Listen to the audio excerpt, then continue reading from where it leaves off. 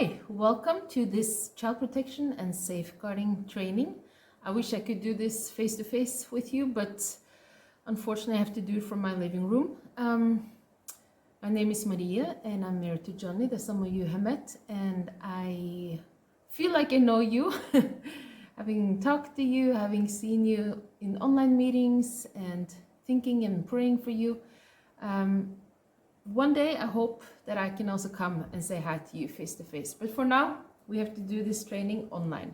So thank you for being here. Well, I guess you kind of have to. So why do we do this training? Unfortunately, wherever there's kids, there's also not so good things happening all over the world. You might not have seen it, maybe you haven't even heard about it, but it's happening, unfortunately. I worked for years and years with kids in different settings. I worked with human trafficking, and it is a bigger topic than we think. And if we want Ododuma and our iSMART Academy to grow and to develop and to have everything ready for when it takes off, we need to do this, and we need to do this training continually. And for every new teacher that comes, we'll have to do this training so you know what to do to prevent things and also what to do if something happens. So I would say, let's get going. So in Mark 9:36-37, it says, "He took a little child whom he placed among them. Taking the child in his arms, he said to them, 'Whoever welcomes one of these little children in my name welcomes me. And whoever welcomes me does not welcome me, but the one who sent me.'" So as Christians, we know that children are a gift from God. He loves them, and He has asked us to take care of them.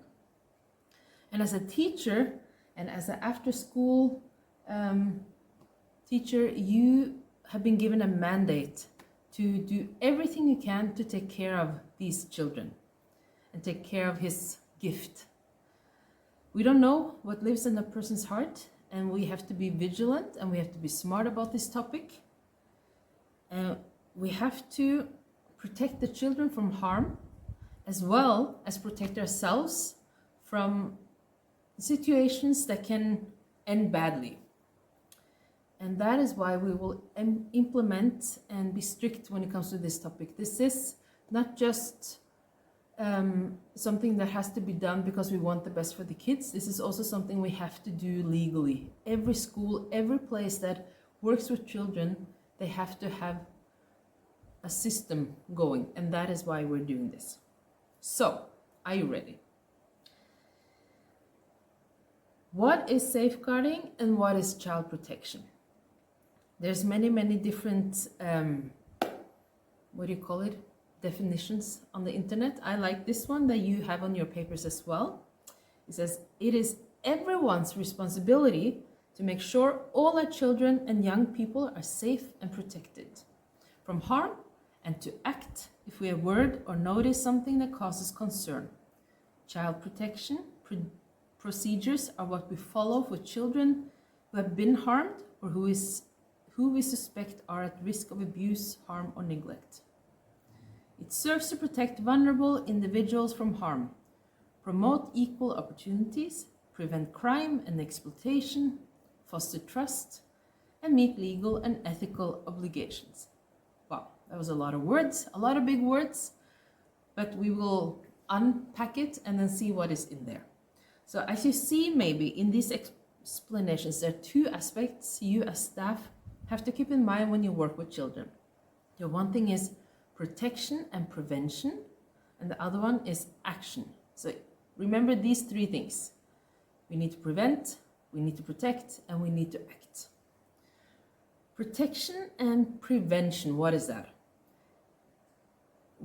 What do we do in this setting? Well, to prevent situations is to make sure that we don't come into situations that can lead to bad outcomes, bad endings. For example, we will talk more about it, is not to be alone with a child as much as possible. To protect means to look out for the well-being of a child and then to act if something does happen. Okay? So protection and prevention. Safeguarding is the protection and the prevention of harm. And child protection is the procedures that you follow, things that you do if something has happened or if you notice something. So the safeguarding part is prevention and protection. The child protection part is the procedures. We will come to that as well.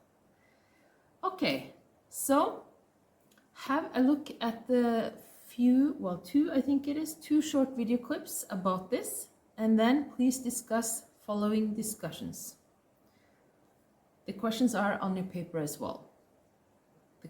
There is one video about child safeguarding definition, so what we talked about, it just goes a little bit deeper into it.